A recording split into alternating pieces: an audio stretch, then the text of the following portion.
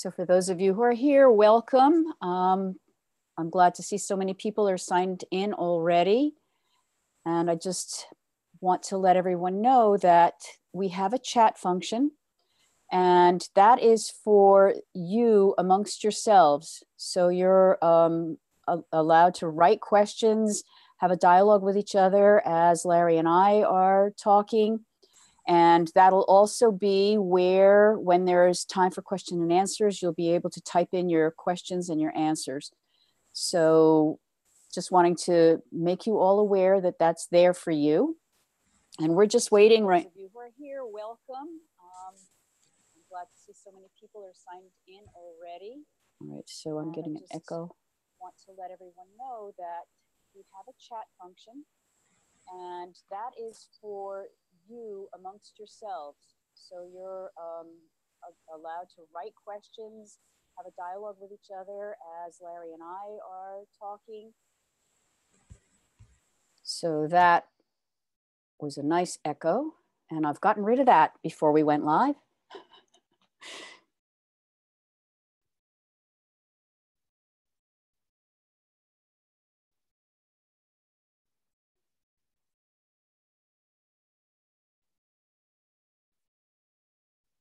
So we're just waiting for our signal from Arlene.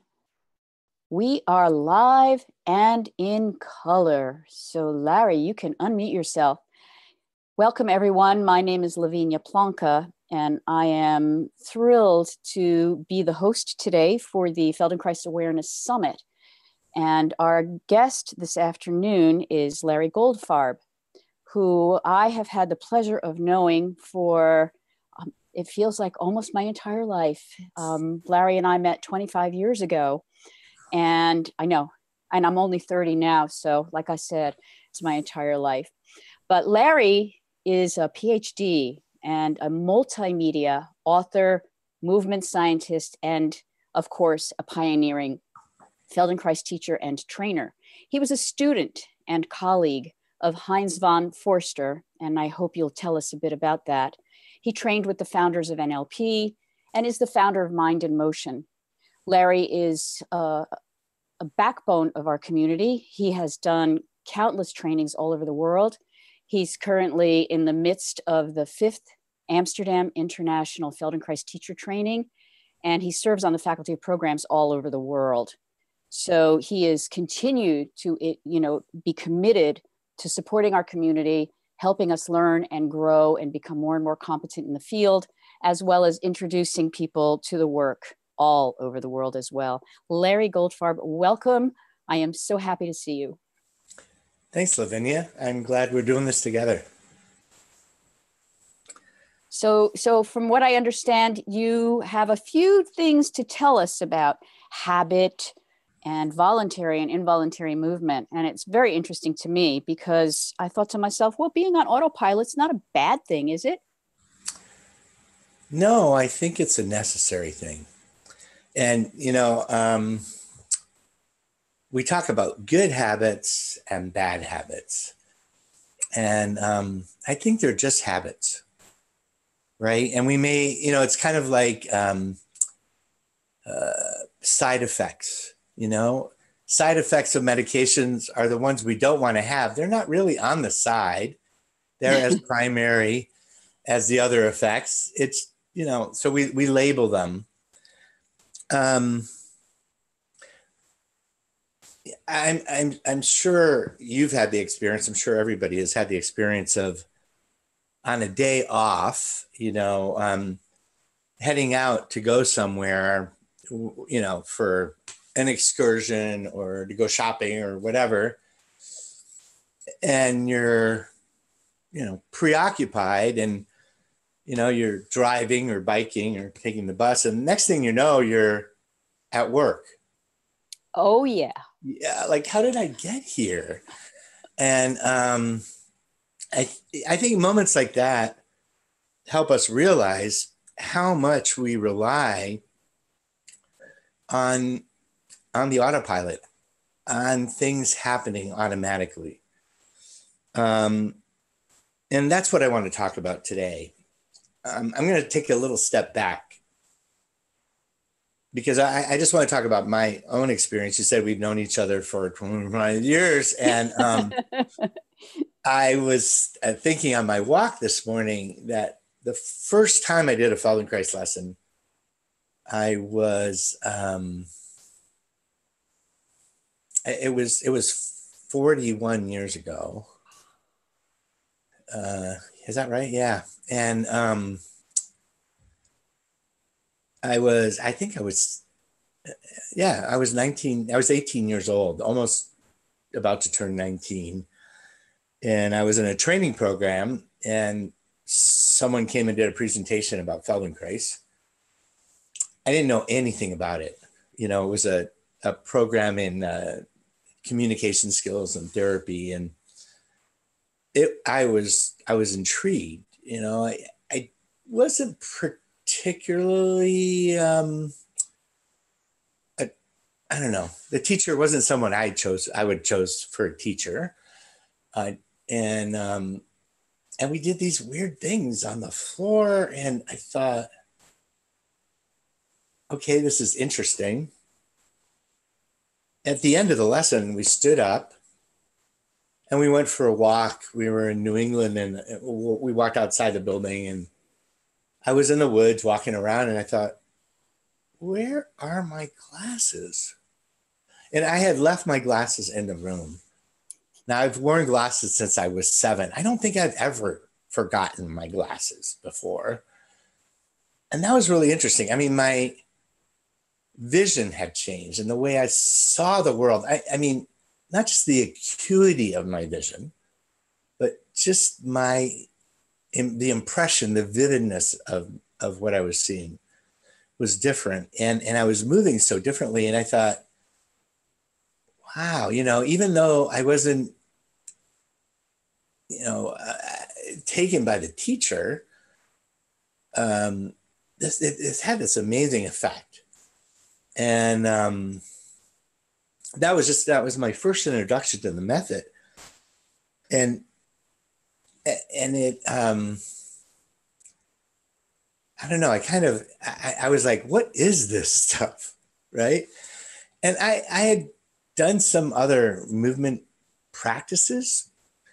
I'd studied dance from my childhood, and I had studied pantomime, something we share in our background. Mm-hmm. And related things to that, but I'd never run across anything like this. And I think that's an important thing to say, because I want to talk about the method as part of my, like what it means to me in my life. I didn't come to the method because I had an injury or a disability. Over the course of the last few decades, I have had injuries, and the methods really help with that. I travel a lot, as you say, and I think of the method as kind of my survival kit for airports and airplanes and uncomfortable beds. And I these days, I'm thinking more about trying to make the method less special, right?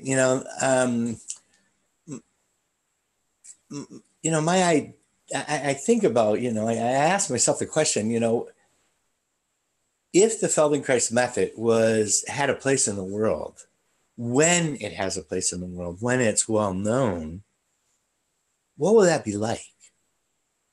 And I imagine a world in which, every neighborhood has a Feldenkrais teacher, just like it has a plumber and a piano teacher. And a Pilates teacher. And a Pilates teacher, and et cetera. And you know when to call upon these people, when you need them. So, what is that? What is the Feldenkrais teacher's job in that world? And that's where my title came from. I had the advantage of seeing other people's titles for their talks before I wrote mine.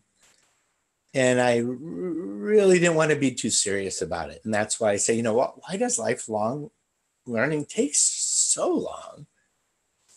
And so I want to talk about the process of learning. When I encountered the method, it was in the context of what was known as the human potential movement. And the human potential movement in the late 60s and 70s was this idea that psychology could be used not just as a way to help us deal with our problems and our limitations, but as a way of developing our possibilities, right, to be the best we can be. So that's where in the subtitle, I talked about prowess, about our capacity to be limber and coordinated, to be comfortable in our own skin. And I think that as Feldenkrais teachers, we see that as an inherent capacity that we share and as human beings. And we share that both in terms of our design. As a movement scientist, I understand how our frame is built to move efficiently and effectively. And it's also, it's not just the physical apparatus, but it's also the way we navigate through the world, the way we coordinate. We use our muscles to orchestrate the movement of our skeleton. I like to think that, we live in a funny culture. We live in a society that, in a way, makes muscles the most important thing when it comes to movement. Muscles are stupid. I mean, I don't mean to insult them, but they do what our brain tells them to do. And I think those sloppy metaphors, I hope we don't have too many philosophers in the audience to get upset about this, but I think it's a good metaphor. Our muscles don't move us. Our muscles move our bones. We're vertebrates. So movement has to do with our muscles orchestrating this kind of marionette that we have that's called our skeleton. So the marionette is our skeletal structure. The muscles are the strings, and the brain is the puppeteer. And so it's funny that we are in a culture, I think, or many people think about muscles as the most important thing. And muscles are just what connect our desire and our intention to our physical apparatus for moving.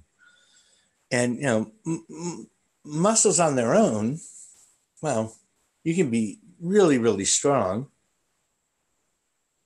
and not necessarily that smart or that coordinated. And I think that's where the method comes in. And I think, what is it that interferes with our ability to do the things that we want to do in life, to continue to develop?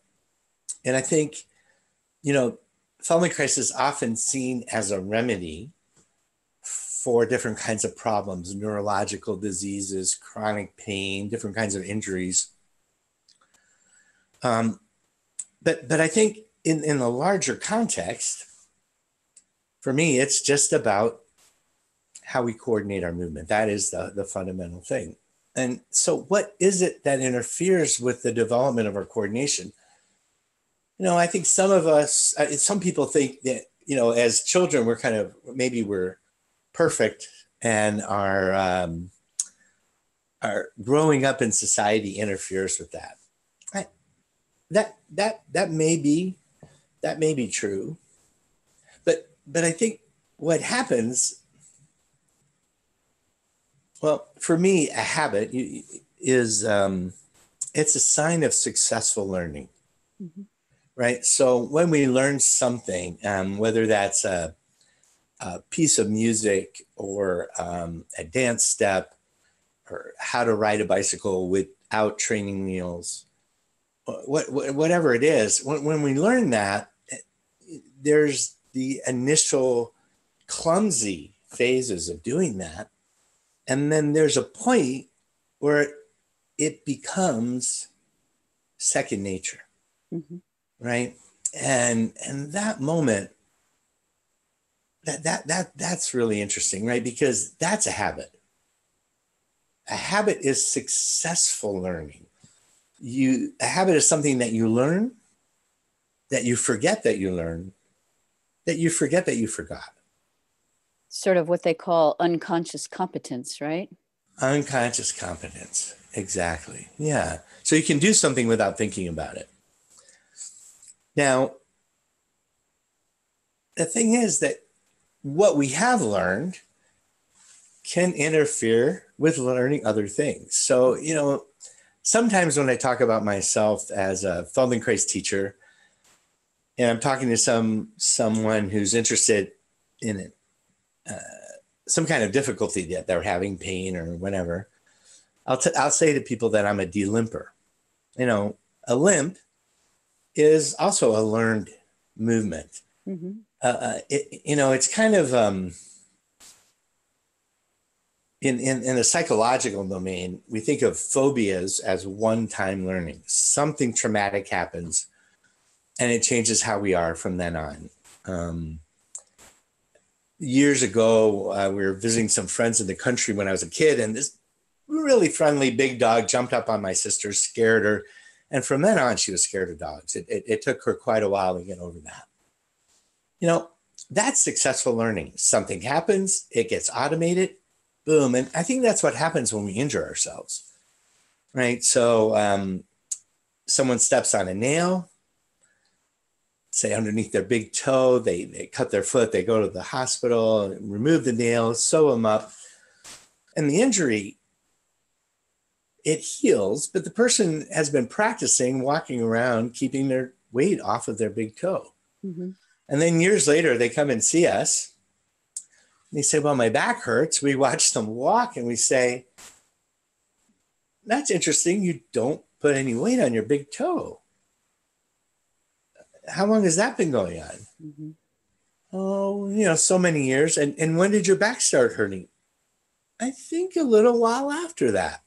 So, what happens there? Well, we have this one-time learning. Our nervous system, adjusts immediately to the injury. And the injury heals, but we keep that learning, right? And you can think that our nervous system, our evolutionarily speaking, we developed that ability long before antibiotics, 911, surgery, all of that stuff. And so it's built in. We learn something, it becomes automatic. And then it creates problems later on. And then the thing is, when it becomes automatic, it disappears from our awareness. So, we tend to think of habits in terms of their external manifestation, how we move, how we behave in the world. I'd say that's the outside of a habit.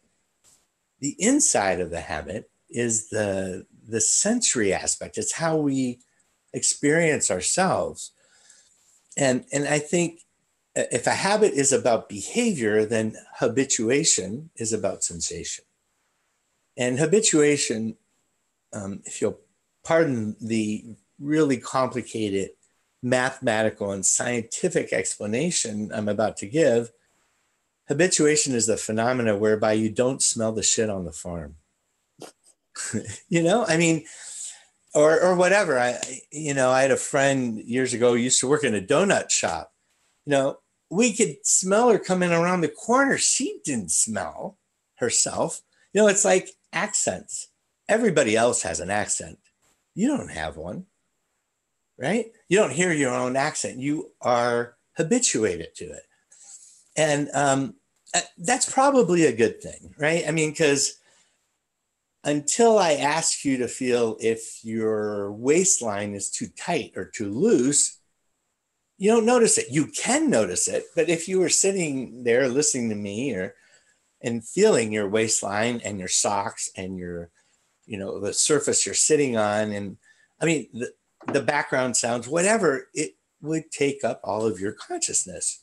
So the great thing is that we learn that it gets automated and then we can move on. So we can walk down the street and think about what we should have said in that discussion we just had and think about the right thing 20 minutes later or plan dinner because we don't have to think about walking.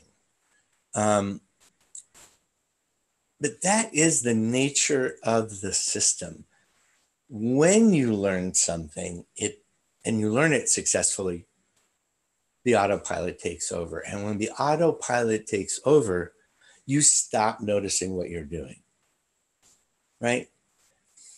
Which means well, to quote Dr. Feldenkrais, if you don't know what you're doing, if you don't notice what you're doing, then you can't change it. You can't do what you want, right? And so I think that this is not a specific phenomena that has to do with people hurting themselves, right?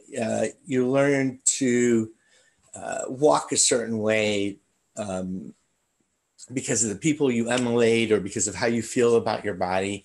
And that becomes automatic and you stop noticing it. And, years later, that can have an effect. If you're really tall when you're young, or if your breasts develop really quickly when you're, the first one in school, that's going to change your comportment, how you carry yourself. And those things disappear. And so I think for me, what's the most important thing about the method is it's kind of an antidote to that situation. I like that we learn and that things become automatic and therefore become difficult to change is not a failure of our system. It's a feature of our system, right? And so what do we do about that? Well, it basically means that unless we keep learning, we are trapped by what we've already learned, right? And so I think the Feldenkrais method is a tool for kind of breaking out of that trap, and breaking out of that trap in the the most present, the most real, immediate way possible, which is our experience of ourselves moving in the world, and so that's what I think the method is about. I mean, we have, if you think about, well, what's the possibility? I mean, we if we were like animals, we would have a certain set of movements. We'd have that repertoire, and that was it. That'd be it. And maybe we can make some minor changes, mostly in how we apply those movements. But whole coordination patterns, that doesn't happen so often. The other end of the scale would be that every time something happened, we'd change, right? And there would be no stability there. So I think we have a balance point in the middle, but it means that we have to have some way of noticing the things we've learned and of being able to revise them. And I think that's what's incredible about the method. We have a way of not just helping people change in an incredibly short period of time. It's not like clawing up the mountain. It's like you're there. You can do something different that you couldn't before. And I think that's cool. But really what that means is that something about what's happening in the autopilot, we have a way of updating that. And that's what I think. I don't think the method is the only way of doing that, but I think it is an incredibly powerful way of doing that. And it's a way that we can keep learning so that we're not trapped by our responses. And, it's Thomas Hanna, one of the first Feldenkrais teachers here in the US.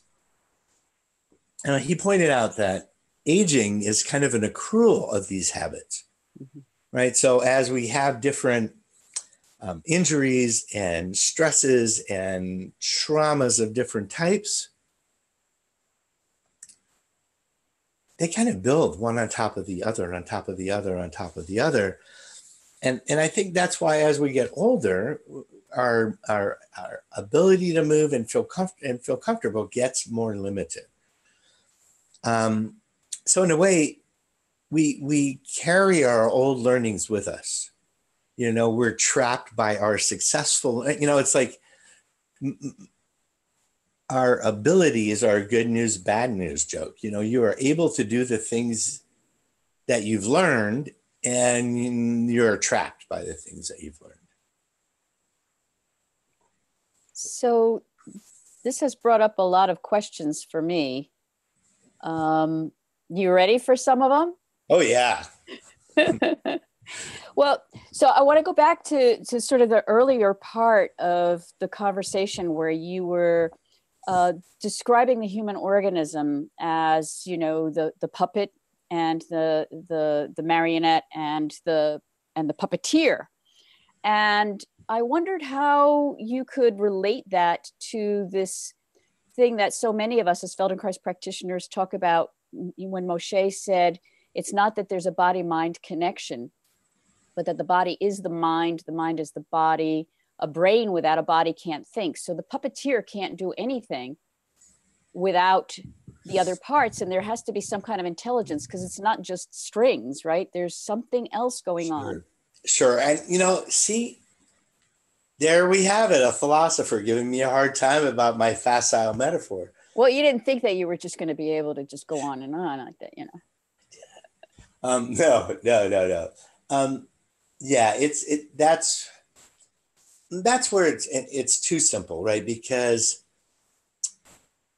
well, from the moment that we have an intention to move and we think about movement, right? We can record a change in the motor cortex in someone's brain when they begin to think about moving.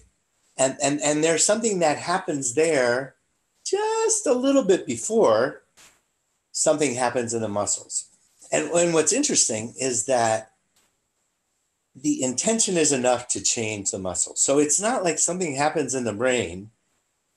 This is not exactly a Feldenkrais thing, but you know, if you imagine you're at the farmer's market, you're walking around looking, and you know, one of the farmers has these beautiful lemons, and she sees you looking at it. She says, "Oh, we have the best lemons this year." And she takes a knife and she cuts a slice out and takes it out, and you can see it. You know, the juice is glistening, dripping out. And she says, "Here, smell." And, you know, beautiful, lemony, fresh. And, you know, she gives it to you and you put it in your mouth and you take a bite and it's sour, right? Now, if you're following along with that story, you probably started salivating, right? There's no lemon. It's a story, right? But we respond in, let's say, in a whole body way, right? So there is this connection between mind and body. However, it's look, I think you and I would probably both say this. Movement is a language, right? And so that means it's a potential. We, you know, you can use language coarsely, you can use it inaccurately, you can use it poetically, you can be evocative, you can change people's hearts and minds with the things that you say, intentionally or unintentionally. And I think the way we are in the world, our skills and our abilities, our coordination is the same. It is a potential. So Heinz von Forster, who you talked about, who was one of the founders of original thinkers with Gregory Bateson and Margaret Mead about cybernetics, about systems that regulate themselves or navigate themselves, which I think we belong in that category. He used to talk about sensory motor competence, right? Or our dearly departed colleague, Dennis Leary, who was a martial artist and a Feldenkrais teacher and trainer, he used to say that mind-body integration is a potential, right? It's something that we are capable of doing. And in a way, you know, that gets lost because we look at certain people and we say, oh, they're skillful. They, you know, they're naturally talented. And I think that could be true. I mean, it is true. We have certain capacities, but you can be trapped by your adjustment and your learning. So, you know, like, I don't know, years ago when the Olympics were in Mexico City, which is a pretty high elevation, all these people who are used to running at sea level, they had a hard time breathing there. They couldn't adjust, right? Or if somebody's used to running on a gravel and all of a sudden they have to run in the woods, sometimes they can't change the way they do that. So again, they're trapped by what they do well. And so, you know, and like the people who are good at it, who are good at anything, they're often the worst teachers because it's automatic. It's, you know, like I was a pretty clumsy kid. And I remember, you know, long before Nike asking my gym teacher how to throw a baseball, he said, well, you hold it in your hand this way and you do that and you just do it. Right. And so I think for most people, the process whereby skills get developed, that gets lost because once we know how to do something, it's automatic. And so what is so interesting about what Dr. Feldenkrais figured out and what we've continued to refine and develop is this idea of using the natural learning processes built in to our nervous system to help people continue to learn. Do you find that people who do a lot of Feldenkrais classes actually develop a habit of how they approach Feldenkrais classes that interferes with their possibility of lifelong learning? Or do you think that it's always new? Oh, well, look, I think, you know, when you're doing a class, lying on the floor, sitting in a chair, I think the biggest challenge there and in any kind of learning is to take what you learn with you, right? And it's so easy to leave it, to have a great experience when you get a hands-on lesson from a Feldenkrais teacher, and then it disappears, right? I mean, I think that's not a bad thing. You know, it's like you're feeling really great, and all of a sudden your habit returns. That's great. That means the autopilot's working. So I you know, part of my definition of our job description is to help people prepare for the return of the habit. Right. And so I think it's, I don't, look, some people can come, they can lie on the floor, they can do lessons and they take them with them and they have the capacity to digest them, to make them appear in their life. It's almost automatic and magical. And I think that happens for all of us sometimes, but I don't think that's enough. I think that part of our job as teachers is to provide a scaffolding so that the students can continue to, like, technically speaking, learning means that something that some skill that you have developed appears again in the future. You know, so I think by definition, learning can't happen in a lesson. I mean, you can learn something new, but for you to have learned it, it has to appear later. Mm-hmm. So a lesson is about preparing you for what happens after the lesson. And I think, you know, if I were to, you know, when I watched Dr. Feldenkrais's the videos of the lessons that he gave, the hand-on lessons that he gave, I think that he did this implicitly. He framed the lessons in such a way that it wasn't just what happened when you were with him, something continued to happen. It was connected to life. Mm-hmm. And I don't think he taught that. And I think he did it in his hands-on lessons and not in the class lessons. And so I think that's, that's part of the frontier for us of how we can develop the method, make it more effective. So I'm going to challenge you now by Oops, lost you. Say that again? No, I said I'm going to challenge you now because you wanted to offer a movement sequence. Very nice reaction there. For our participants, for the people who are attending. And so we kind of have an opportunity right now to feel, can we learn while we're doing it, or do we learn after? So this is a moment for those of you who are attending. If there are people who feel that they would like to be seen on camera, we can have, I think, up to 5 people who would be sort of doing the movement so that those people who watch the webinar afterwards will be able to see that process going on. If you are interested in doing that, I just need to read a little bit of a disclaimer. And if you could just put your names in the chat, and Arlene will pick out the people that are correct. So you want to make sure, if you're going to be on camera, that you're ready to be on camera.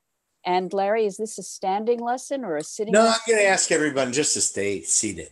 To stay seated, so you don't have to worry about any extra things going on. So if you're in there, you would just put your hand up in the chat thing. There's a way that you can raise your hand, and then just like that. And then Arlene will be selecting the people. But one thing that you want to be aware of is that if you are going to be joining, that I got to find the right piece of paper. But that you're going to give us the right for the image, and to remember that this is that this is medically unsupervised. You're responsible for monitoring your participation and moving in a way that is safe for you. So those of you, as Arlene puts you on camera, who want to do that, you will be giving a thumbs up so that Arlene can record your agreement to that. And I don't see them. No, I don't think we can, but I think there's here we go. There's a button. People can raise their hands. Right. Well, I can't see them. Maybe you are more powerful than me. No, I am more powerful than you. I didn't know that. See, they're starting to wave their hands. Oh, wow. Salut Anne, ça va Anne Rose? Okay, we've got 1, 2, 3. Hey Margot, I haven't seen you in a long time. Nice to see you. Great to see you and to hear you, Larry, really. Hi, Rivka. Wow, okay. Who knew I would know all these people? Hello, beautiful people. It's all a setup. So could you all just do a thumbs up so that Arlene can record your names and you're all good to go?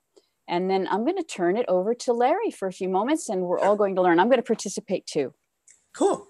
So, I started by talking about going off on a expedition or an adventure on a day off. So, would you please, for the moment, just imagine that you are sitting in your mode of conveyance.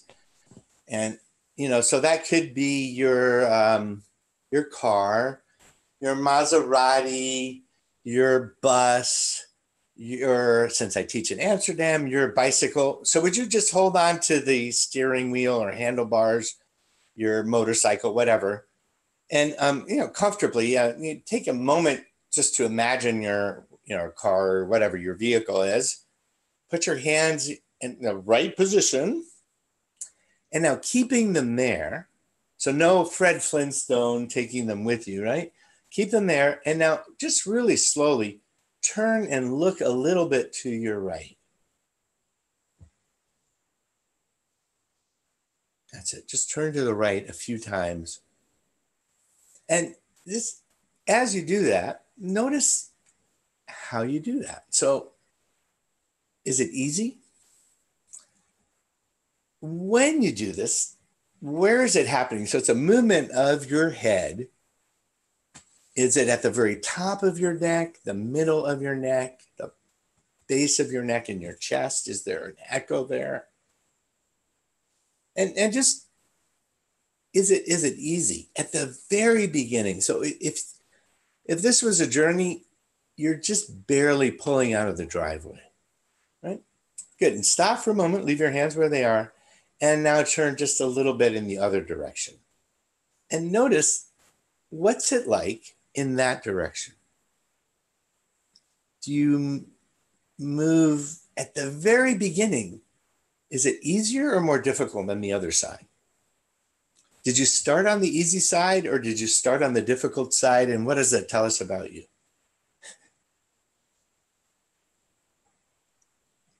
Good. And then come back to the middle.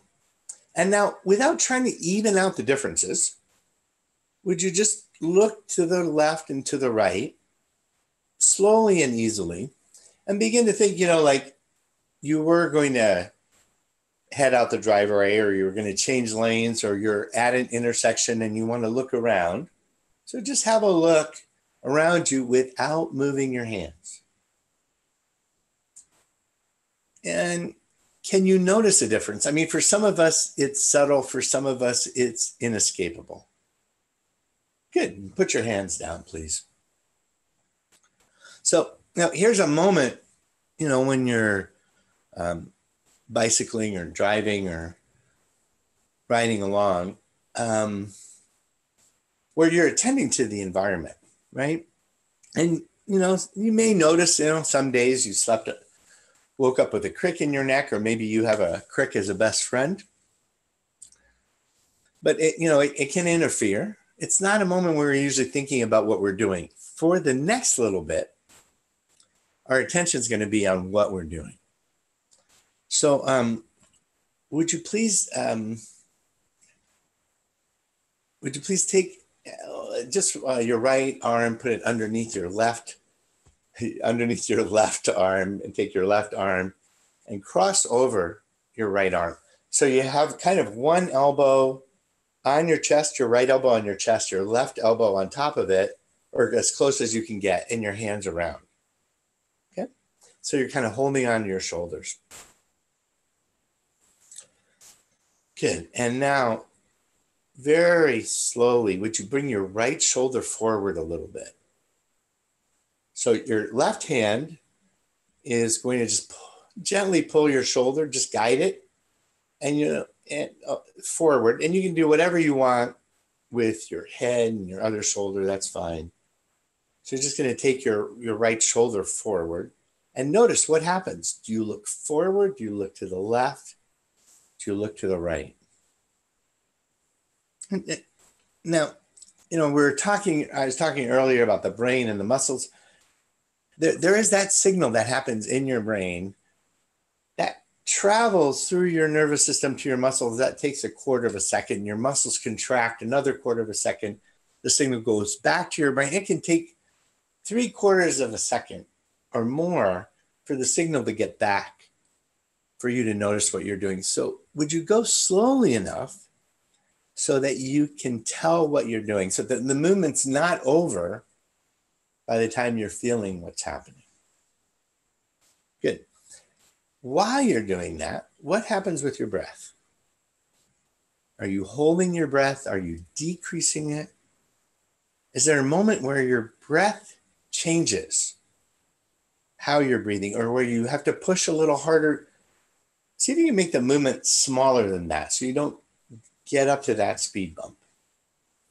Now, when you do that much movement, what's happening with your pelvis and your legs?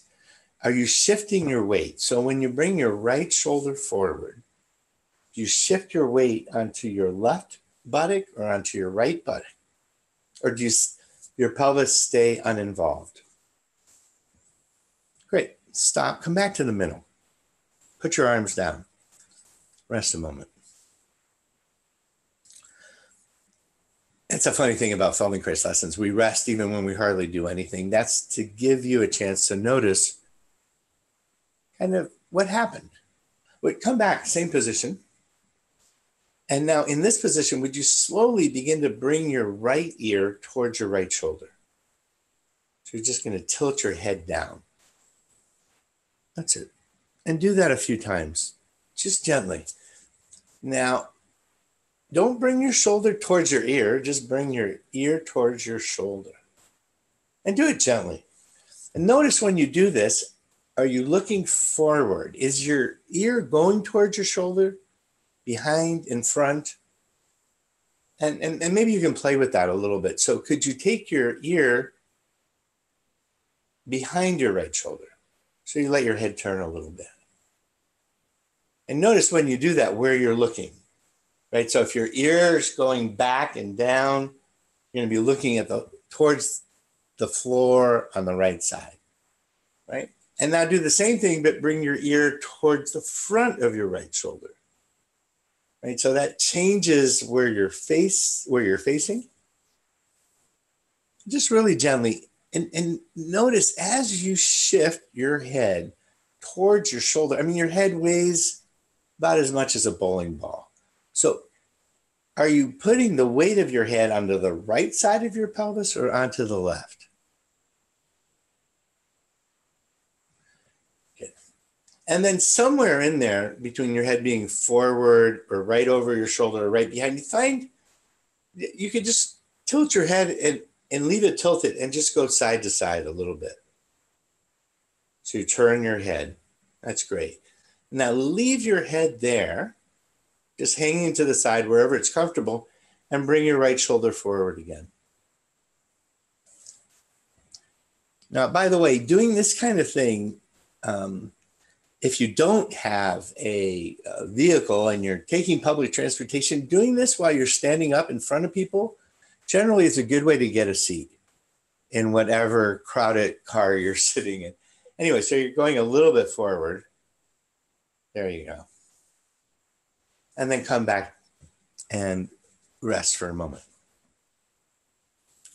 And take a moment to notice from doing that, how do you feel? Sitting, how's your head, neck, shoulders, whatever. Good. Now come back, hold yourself in the same position. Tilt your head to the right.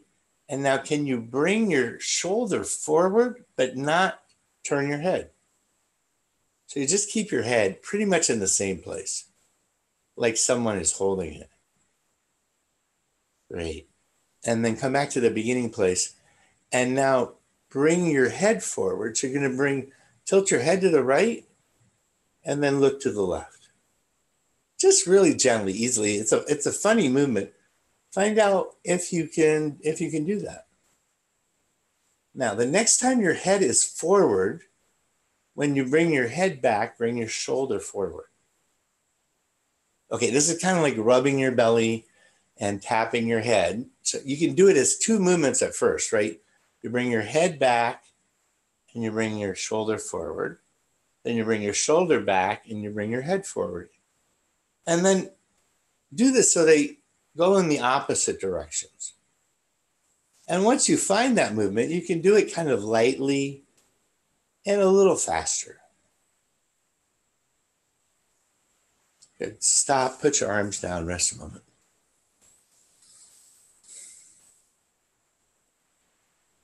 And would you now hold onto your steering wheel or handlebars?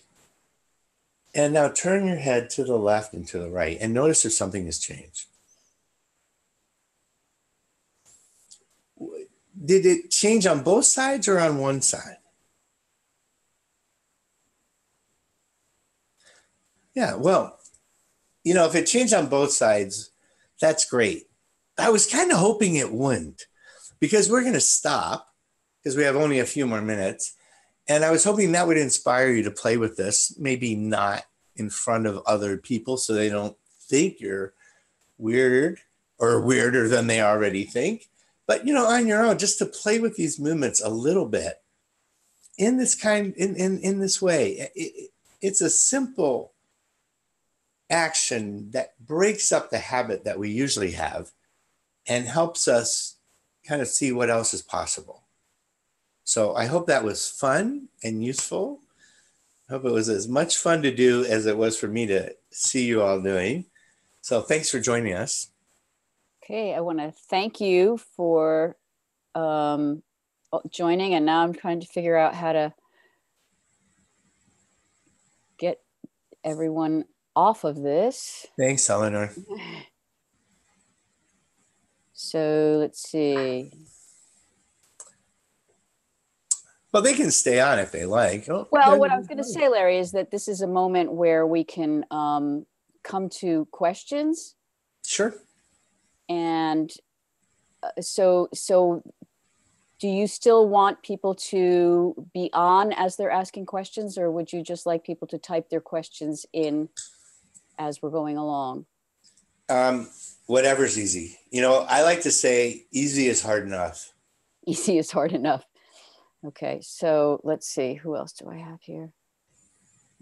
I don't know if you've collected some questions, and if people so far, no, but if there are people who want to put questions into the chat, this would be a good moment to do that. And then we'll take a look at the chats and see how that unfolds. I used to say the easy way is hard enough. And then one of my students said it back to me one day saying, easy is hard enough. And I thought, yeah, that's hard enough. That shorter's better. But I was thinking that'd make a nice Feldenkrais t-shirt, Easy is hard enough. I love it. So we do have a question from David Warden. He says, it's a nice awareness through movement, feels better. So why don't we retain that benefit? Well, because one of the most powerful forces in the universe is stupidity, and the other one is habit. And they're not to be mistaken for one for the other. But that's what I was talking about. Our repertoire is limited by what we know, right? And it seems I have this joke with my sister. During our Feldenkrais training, I would, at different points along the way, I would say, we'd be on the phone and I would say, oh, Margaret, I had such a great week. I finally figured out how this stuff works. And she would say, again? And I live in Santa Cruz, California, and that's where I was after I graduated from the training. And then I left for 10 years. So I started my practice here and then I came back. And someone who I'd seen at the beginning of my practice, who had an accident at work, something had fallen on her. And she got better. I think 14, 16 years later, maybe 18 years later, she came back. And she'd been in a car accident. Now, I remembered her face. I recognized her movement signature, for lack of a better word. And what was so funny or strange is she was moving just like she moved when I first started working with her. So the impact of the injury at work and the impact of the car accident were totally different, but she responded to them in the same way. I think that's the power of habit, and the older our habits are, the more ingrained they are. So I don't think it's a matter of escaping them. There's kind of an archaeological level upon level. The oldest habits are they're like a bad smell in the refrigerator. They've gotten into everything. And so I think we have this, because we don't appreciate that, I think we all think that changing should be easier, right? And so it isn't that easy. And I think under stress, of different kinds, when traumatic things occur, our habits, our habitual way of dealing with things return. And so, like I said, I don't think the method is about getting rid of habits. It's about learning to prepare for their return, to recognize them, to be able to cut them off at the path. And if you can't get rid of habits, then it's about developing more choices about how you respond. And that's where awareness comes in handy. You know, something happens and you notice, oh, I'm doing that again. And now how can I change that? Mm-hmm. Right? I think that's the nature of being human. And I think that's part of what I was talking about. You know,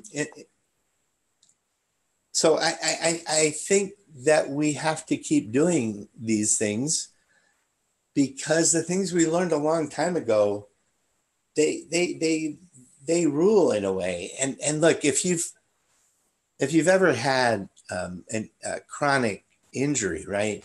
Something that's gone on for a while, that took a while to heal. Well, the longer you move in that adaptive way, the harder it is to access all of the more complex movements that you developed, you know, in your life. So I had a broken arm, and I had to have surgery for it, and it was a really long rehabilitation process. And I realized that some of the abilities that I had developed, and that even things that I had improved over the course of my life, I lost them, mm-hmm. right? Because I think the adaptive way interferes with what you learned before, and then it's ecological. It makes sense for our over time to be able to adapt to these changes, especially since those parts of our nervous system, like our nervous system, hasn't caught up with computers and telephones and all of that stuff, or medicine. You know, we're still working on a very primitive structure there. So I think that kind of stability, it's great if we recognize it. And I think over time, it does accrue. I was at my dermatologist yesterday, and I've been seeing Morgan for decades now. And I know his receptionist. He's had the same receptionist for years. And, you know, and we've been talking, and she knows I travel. And a couple of years ago, I was teaching my summer workshop, and, you know, she doesn't really know what I do. So I brought her in a flyer, and she was reading it. I think it was a course called Finding Midline, and about coordination and whatever. And she's reading it, and she goes, "Oh, that's why you're so." So I think it does accrue. I think it does matter. But to think that, you know, a lesson isn't a pill. It's not going to change you that way.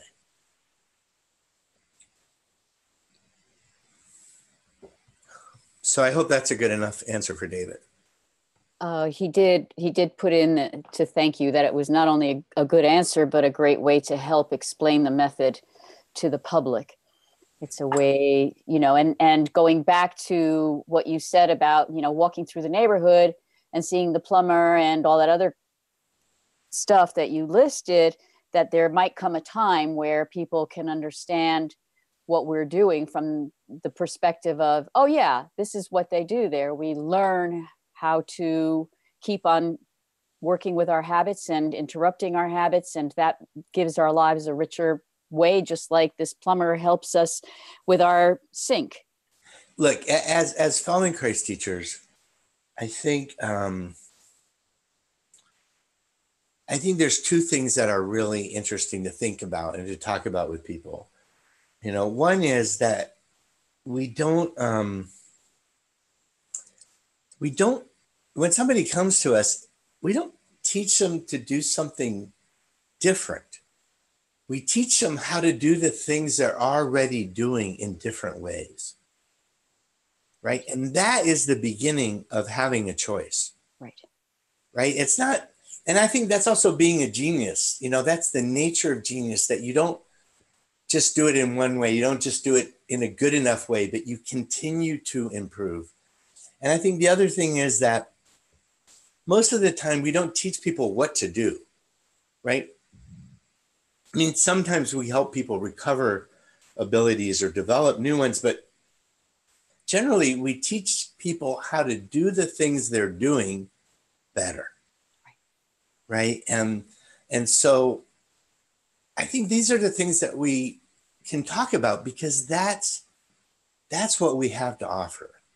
You know, I mean, that's what I like to tell people. I mean, I can help you do what you're doing better. I can help you do the things you love to do, or the things you most want to do. You know, and when people come to see us, the things they ask for are mundane in some way, right? And going up and down the stairs, being able to play with your grandkids on the floor. If you have back pain, being able to wipe your butt. I mean, these are the things that matter in everyday life. And our way of doing this is different than what other people do, because we understand that relationship between the muscles and the brain that we call coordination. Thank you for that. Thanks. So, you know, we're just going to wrap up at this point, but I just wondered if there was anything that you wanted to share with attendees or the people who are viewing this later about any upcoming programs you have, or anything that you would like us to know about. Of course, they can always go to the Summit website to get your contact information. And I'm already getting comments from people about how awesome they thought the whole thing was, which is great. But is there anything you want to share with us in closing? Well, so there's my website. I think I wrote it correctly. www.mind. You did, but you just mindemotion-online.com. It's in the process of getting revised. We have a new website coming out in the next few weeks with some great programs for the summer for the public, ATM summer camp, and some other programs to go along with that for teachers. And I think that's all I want to say, other than thanks. I was really excited that it was going to be you and I together, because I couldn't have thought of anybody else I'd rather do this with. So thanks a lot, Lavinia. Well, you didn't have much of a choice. So, but thank you so much, Larry. And I just want to remind everyone that this will be available for free viewing for 24 hours on the Summit website and on YouTube. And again, I'm getting lots of kudos from people about what an outstanding presentation this was. And I wanted to thank Larry for all the time that you've spent with us. And I'll see you all soon. Please do join us at 8 p.m. tonight for yet another wonderful event. That's Eastern time. So I look forward to seeing all of you. Thank you all so much. Thanks, Rob, for correcting my website address there. All right. Bye, everyone. Take care.